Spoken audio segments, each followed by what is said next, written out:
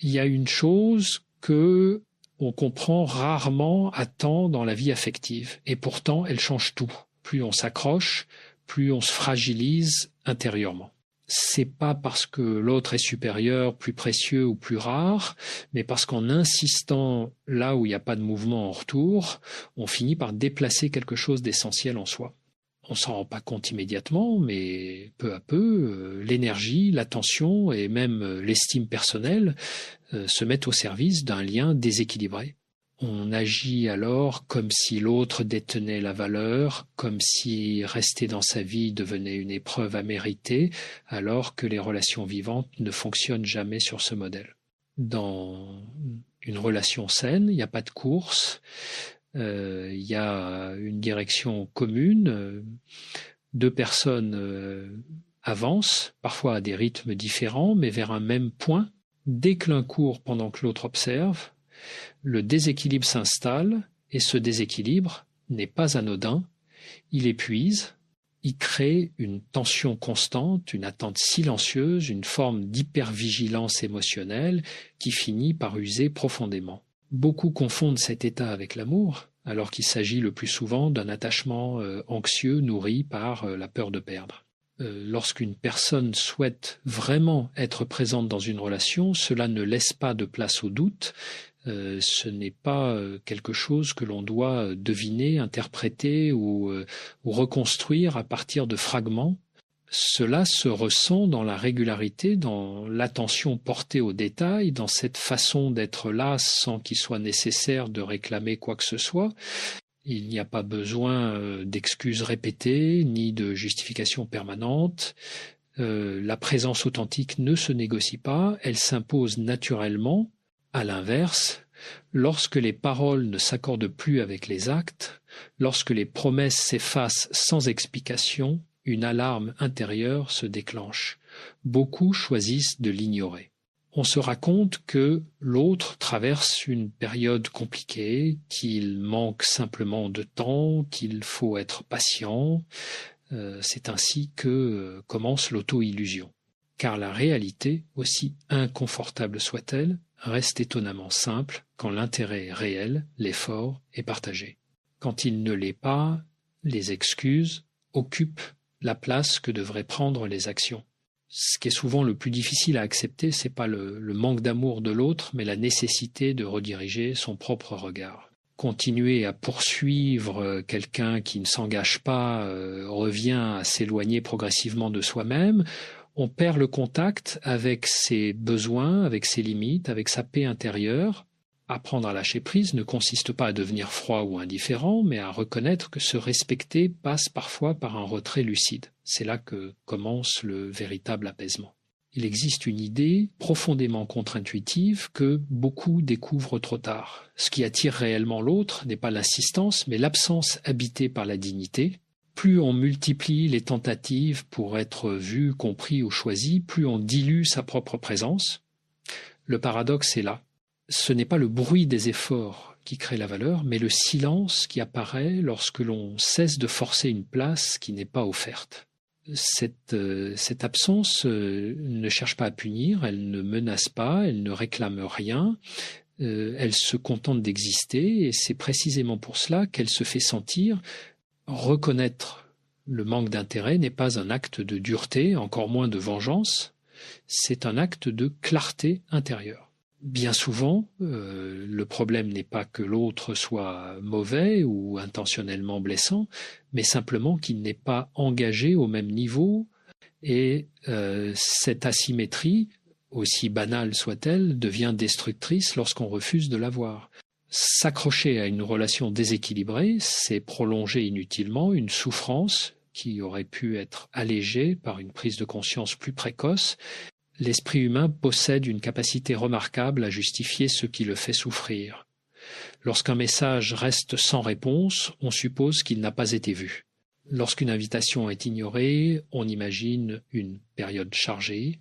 Chaque absence devient une énigme que l'on tente de résoudre au lieu de l'accueillir comme un message clair. Pourtant, lorsque quelqu'un tient réellement à un lien, même au cœur du chaos, il trouve toujours une manière de le manifester. Parfois, ce ne sont pas des heures, mais quelques minutes sincères. Parfois, ce n'est pas une présence physique, mais une attention constante. Et l'intérêt véritable trouve toujours un passage. Ce qui n'existe pas, en revanche, c'est le manque de temps lorsque le désir est réel. Ce qui existe, c'est le manque de priorité. Comprendre, cela provoque souvent une douleur aiguë, car cela oblige à accepter que l'on n'occupe pas la place espérée dans la vie de l'autre. Paradoxalement, cette acceptation rend une force immense. Elle permet de cesser de lutter contre une réalité immobile et de récupérer une énergie jusque-là immobilisée dans l'attente. Cesser de courir après quelqu'un qui ne vient pas vers vous libère un espace intérieur considérable. Cet espace n'est pas un vide angoissant, mais une respiration nouvelle. Il devient possible d'y accueillir autre chose. Une relation plus juste, une connexion plus simple, ou parfois simplement un retour à soi. Confondre l'insistance avec l'amour est une erreur fréquente. L'insistance peut maintenir une porte entr'ouverte, mais à quoi bon rester devant une porte si personne ne souhaite réellement vous laisser entrer? L'amour authentique ne repose ni sur la pression, ni sur la peur de perdre. Il s'appuie sur la réciprocité, sur l'élan partagé, sur cette évidence tranquille d'avoir envie d'être là ensemble. Ce qui vous cherche vous trouve. Ce qui ne vous cherche pas, même poursuivi sans relâche, continuera toujours à s'éloigner. Comprendre cela transforme profondément la manière d'aimer et surtout la manière de se respecter. Il arrive un moment où il devient essentiel de ne plus interpréter l'absence d'effort comme un défi à relever. Trop souvent, lorsque quelqu'un se montre distant, on transforme ce retrait en épreuve personnelle. On se dit qu'il faut faire plus, comprendre mieux, patienter davantage, et en réalité, cette posture conduit à une impasse émotionnelle. Une relation ne devrait jamais être un test permanent de résistance ou de mérite. Lorsqu'un lien exige que l'on se contorsionne pour exister, ce n'est plus un lieu de rencontre, mais un espace de survie affective. Prendre conscience que votre place n'est pas une défaite, c'est un message clair que la réalité vous adresse. Rester là où votre présence est simplement tolérée mais jamais pleinement accueillie finit par éroder silencieusement l'estime de soi. On commence à douter de sa valeur, à minimiser ses besoins, à accepter des miettes en espérant qu'elles se transforment un jour en abondance. Or, l'affection réelle ne se donne pas par fragments, elle se manifeste par une constance simple et lisible. Le détachement, dans ce contexte, n'est pas un geste radical ou brutal. C'est un ajustement intérieur. Il s'agit de déplacer son centre de gravité émotionnelle. Au lieu d'être focalisé sur l'autre, sur ses réactions, ses silences ou ses hésitations, on ramène l'attention vers soi, vers ce qui apaise, vers ce qui construit, vers ce qui nourrit durablement. Ce mouvement est profondément libérateur, même s'il s'accompagne au départ d'un sentiment de perte. Beaucoup associent le détachement à une forme de froideur ou de désengagement affectif. C'est une incompréhension fréquente. Se détacher ne signifie pas cesser de ressentir, mais cesser de s'épuiser dans une relation sans retour. C'est reconnaître que continuer à investir là où rien ne pousse revient à arroser une terre devenue stérile. L'intention est noble, mais l'effort est vain, et plus il se prolonge, plus il détourne l'énergie de ce qui pourrait réellement fleurir ailleurs. Lorsque l'on cesse de nourrir une attente qui ne se réalise pas, quelque chose change subtilement à l'intérieur. L'agitation mentale diminue, les scénarios incessants perdent de leur intensité. On ne vit plus suspendu à un message, à un signe, à une validation extérieure. Cette tranquillité nouvelle n'est pas de l'indifférence, c'est une forme de maturité émotionnelle. Elle marque le passage d'un attachement douloureux à une relation plus saine avec soi-même. il est important de comprendre que lâcher prise ne consiste pas à effacer l'histoire vécue, on ne renie pas ce qui a existé. On accepte simplement que ce chapitre ait atteint sa limite, et cette acceptation, loin d'être une résignation, ouvre un espace de choix, celui de ne plus se trahir pour maintenir un lien qui ne répond plus, celui de préserver sa dignité, même lorsque le cœur aurait envie de s'accrocher encore. C'est dans ce choix silencieux que commence une forme de paix durable. L'une des confusions les plus répandues concerne l'idée même de détachement. Beaucoup pensent qu'il s'agit d'un renoncement sec, presque d'un abandon affectif. En réalité, le détachement sain est un acte de respect envers soi. Il ne nie pas l'attachement, il le replace simplement dans un cadre plus juste. Il rappelle que l'amour ne doit jamais se faire au prix de l'effacement personnel. Lorsque rester implique de se réduire, de se taire ou de se nier, partir devient une forme de cohérence intérieure. Le détachement ne se décrète pas par une phrase répétée mentalement. Il se construit à travers des gestes concrets.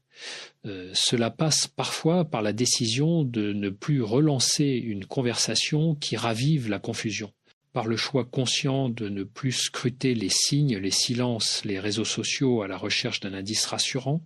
Chaque limite posée n'est pas une fermeture émotionnelle, mais une protection. Elle affirme que la paix intérieure mérite plus d'attention que l'incertitude affective. Et ce processus est rarement indolore. Lâcher prise implique souvent de renoncer à une image que l'on avait construite, à un futur imaginé, à une version idéalisée de la relation. On ne se détache pas uniquement d'une personne, mais aussi d'un scénario intérieur auquel on s'était attaché. Et c'est précisément cette rupture-là qui fait le plus mal. Pourtant, à mesure que ces projections s'estompent, un espace nouveau apparaît, un espace où l'on peut à nouveau respirer sans attendre. Avec le temps, ce qui ressemblait à une perte se révèle être un allègement. Le détachement libère l'attention, rend l'esprit plus clair et les émotions moins envahissantes. On cesse de tourner autour de ce qui ne fonctionne pas pour se reconnecter à ce qui est vivant. Cette transformation ne se fait pas dans le bruit ou dans la démonstration, elle s'opère en silence, par une série de choix discrets mais décisifs qui restaurent progressivement l'équilibre intérieur. Il est également essentiel de comprendre que le détachement n'exclut pas la bienveillance. On peut se retirer sans colère, sans reproche, sans besoin de justifier son départ. Il ne s'agit pas de punir l'autre, mais de se libérer soi-même. Cette posture apaise le conflit intérieur et évite de transformer une fin en champ de bataille émotionnel. Elle permet de préserver une image de soi alignée, même lorsque la relation n'a pas tenu. Au fond, lâcher prise revient à reconnaître que certaines connexions ont un rôle précis et limité dans le temps. Elles apportent quelque chose, enseignent, puis se transforment ou s'achèvent. Vouloir les retenir à tout prix, c'est s'opposer au mouvement naturel de la vie, accepter leur fin, c'est honorer ce qu'elles ont été, tout en laissant la place à ce qui pourra naître ensuite. Cette acceptation marque un tournant, celui où l'on cesse de lutter contre la réalité pour commencer à avancer avec elle.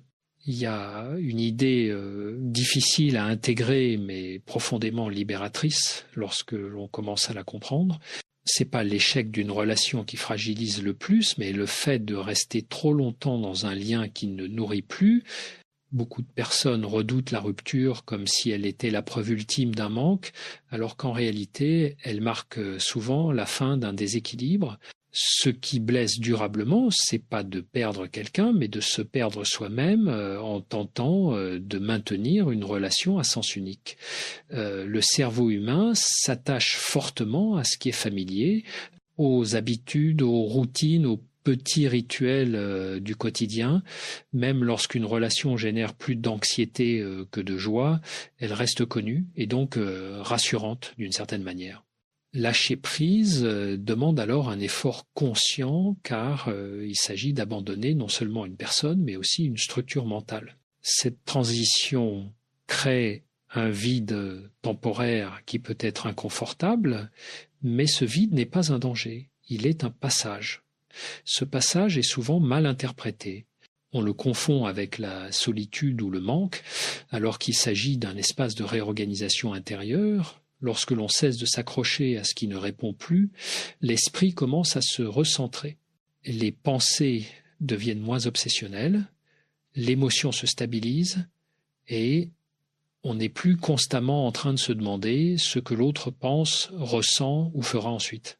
Cette libération mentale est l'un des premiers signes que le détachement est en train de s'installer. Il est important de souligner que se détacher ne signifie pas se fermer aux relations futures. Au contraire, en retrouvant une base intérieure plus stable, on devient plus apte à reconnaître les liens authentiques, ceux qui ne demandent ni justification permanente ni effort disproportionné. On développe une sensibilité plus fine aux signaux de réciprocité. On ne confond plus intensité et profondeur, ni attachement et engagement réel. Le détachement agit aussi comme un filtre naturel. Il permet de distinguer plus clairement les relations construites sur le besoin de combler un vide de celles qui reposent sur un véritable désir de partage. Lorsque l'on n'est plus guidé par la peur de perdre, on cesse d'accepter ce qui ne correspond pas à ses valeurs. Cette posture n'est ni arrogante ni distante, elle est simplement alignée. Elle repose sur la conviction tranquille que la qualité d'un lien compte davantage que sa simple existence. Au fil du temps, cette manière de se positionner transforme profondément la relation à soi et aux autres. On ne cherche plus à être choisi à tout prix. On se rend disponible mais pas dépendant. On accueille les rencontres sans s'y accrocher prématurément. Ce changement intérieur est souvent imperceptible de l'extérieur, mais il modifie radicalement la dynamique relationnelle. On attire moins de relations instables et davantage de liens construits sur la clarté et le respect mutuel.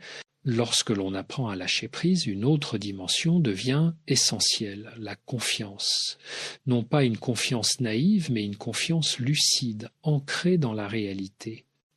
Beaucoup de souffrances relationnelles naissent de la tentative de tout contrôler, vouloir anticiper les gestes, interpréter chaque silence, vérifier chaque incohérence. Cette vigilance permanente donne l'illusion de se protéger, alors qu'en réalité elle entretient une tension intérieure constante. Aucune relation ne peut rester vivante dans un climat de surveillance émotionnelle. Faire confiance ne signifie pas fermer les yeux sur ce qui dérange. Cela signifie accepter que l'on ne peut jamais avoir de garanties absolues. Les personnes évoluent, les sentiments se transforment, les circonstances changent. Tenter de figer ces éléments est une lutte perdue d'avance.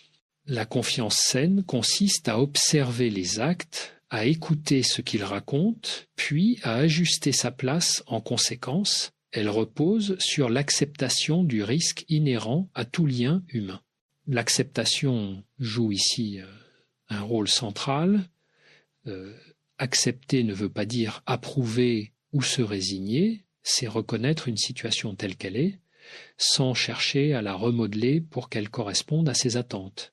Lorsque quelqu'un n'est pas disponible émotionnellement, le comprendre permet d'éviter des années de lutte inutiles. La vérité finit toujours par émerger, parfois de façon subtile, parfois de manière brutale, mais se manifeste toujours. S'y confronter tôt est souvent moins douloureux que de la repousser indéfiniment. Cette posture d'acceptation libère l'esprit d'un poids considérable. On cesse d'analyser chaque détail, chaque mot, chaque variation de ton. On ne vit plus dans l'anticipation anxieuse d'une éventuelle déception. Au lieu de cela, on développe une capacité d'adaptation plus souple. On sait que si quelque chose se transforme ou se termine, on sera capable de traverser cette étape sans s'effondrer. Cette certitude intérieure renforce l'estime de soi et apaise la relation à l'incertitude. Il existe un lien direct entre lâcher prise et dignité personnelle. La dignité se manifeste lorsque l'on refuse de négocier ce qui est essentiel pour se sentir respecté. On peut perdre une relation, traverser une déception, mais il est fondamental de ne pas se perdre soi-même dans le processus. Préserver sa dignité, c'est maintenir des limites claires, même lorsque l'attachement est fort, c'est choisir de rester fidèle à ses valeurs plutôt que de s'adapter excessivement à l'autre. À mesure que cette attitude s'installe, la relation au monde change subtilement. On devient moins dépendant des réactions extérieures pour se sentir en sécurité. La vie paraît moins menaçante, plus fluide. On accepte que certaines personnes restent, que d'autres partent, sans y voir une remise en question permanente de sa valeur. Cette sérénité intérieure devient alors un socle solide sur lequel peuvent se construire des relations plus libres, plus équilibrées et plus durables. Lorsque l'on cesse de courir après ce qui se ferme, quelque chose devient soudain plus visible. Le comportement réel des personnes autour de soi apparaît sans filtre. Tant que l'on pousse, relance ou compense, il est difficile de savoir qui est là par choix et qui ne répond que par confort. Le détachement agit comme un silence révélateur. Il enlève le bruit de l'insistance et permet d'observer les liens tels qu'ils sont réellement. Cette clarté peut déstabiliser, mais elle est profondément libératrice. Beaucoup découvrent, alors que certaines relations tenaient davantage sur leur propre disponibilité que sur un engagement partagé. Ce constat peut faire mal, mais il n'est pas une condamnation, il est une information. Une relation qui nécessite un effort unilatéral pour exister n'est pas un espace sûr pour le cœur. Reconnaître cela permet de cesser de lutter contre l'évidence et d'éviter l'usure lente que provoque l'attente permanente. C'est pas une perte, c'est une mise à jour intérieure. Se détacher ne signifie pas devenir passif ou indifférent, il s'agit plutôt d'une sélection consciente. On reste ouvert, mais on n'offre plus automatiquement sa présence à quiconque la réclame à moitié. Cette posture change profondément la dynamique relationnelle. On cesse de fonctionner depuis le manque et on commence à agir depuis le choix. Vouloir partager devient plus important que le besoin d'être validé. Cette différence, bien que subtile, transforme la qualité des liens que l'on construit. En se libérant de la nécessité de convaincre, on retrouve une forme de légèreté émotionnelle. L'énergie auparavant, capturée par la peur de perdre ou par l'effort de maintenir un lien fragile, devient disponible pour autre chose, pour des relations plus simples, pour des projets personnels ou simplement pour une présence plus sereine à soi-même. Cette énergie retrouvée agit comme un aimant naturel. Non pas parce que l'on cherche à attirer, mais parce que l'on cesse de s'accrocher et permettre à l'autre de venir librement est un acte de maturité affective. Cela suppose d'accepter que quelqu'un qui ne s'approche pas de lui-même ne pourra jamais aimer pleinement. Cette acceptation n'est pas un renoncement amer, mais une reconnaissance lucide des limites de l'autre. Elle protège de l'illusion et de l'auto-abandon. Elle rappelle que l'amour véritable ne naît que de la liberté, jamais de la contrainte. À ce stade, le détachement cesse d'être vécu comme une privation. Il devient une manière d'habiter la relation différemment. On avance avec plus de calme, moins d'urgence, moins de tension. On ne cherche plus à retenir, mais à reconnaître ce qui souhaite réellement rester. Et dans cette posture, quelque chose s'apaise profondément. Le lien à soi se renforce, la confiance revient, et l'on comprend que ce que l'on perd en relation fragile, on le gagne en stabilité intérieure. À mesure que l'on intègre réellement le détachement, une transformation plus profonde s'opère. On comprend que l'amour et les liens authentiques ne se construisent ni sur la peur, ni sur la pression, ni sur la persévérance aveugle. Ils naissent d'un espace intérieur où l'on ne cherche plus à combler un manque, mais à partager une présence. Cette distinction change tout. Aimer ne devient plus une lutte, mais une circulation naturelle entre deux libertés qui se rencontrent. La culture romantique a souvent valorisé l'idée de se battre coûte que coûte pour une relation, comme si l'intensité de l'effort était la preuve ultime de la sincérité. Cette vision est trompeuse. Lutter pour Un lien qui se nourrit d'un engagement réciproque peut être porteur et vivant. Mais lorsque l'effort devient unilatéral, lorsque l'on passe son temps à expliquer, justifier ou attendre, on ne parle plus d'amour, mais d'abandon de soi. Rester dans cette dynamique revient à se tenir devant une porte fermée en espérant qu'elle finira par s'ouvrir d'elle-même pendant que la vie continue ailleurs. Lâcher prise, dans ce contexte, n'est ni une défaite ni une fuite. C'est un acte de lucidité. C'est reconnaître que l'on mérite un espace où sa présence est désirée, pas simplement tolérée. Se retirer sans bruit, sans reproche, sans mise en scène est souvent l'un des gestes les plus puissants que l'on puisse poser. Il envoie un message clair, d'abord à soi-même. Ma paix compte plus que l'illusion d'un lien incertain. Cette décision restaure une cohérence intérieure qui avait été fragilisée par l'attente et le doute. Il arrive parfois que ce retrait digne produise un effet inattendu. L'autre, confronté à l'absence, prend conscience de ce qui était tenu pour acquis. Mais ce n'est pas l'objectif. Le véritable gain n'est pas un éventuel retour,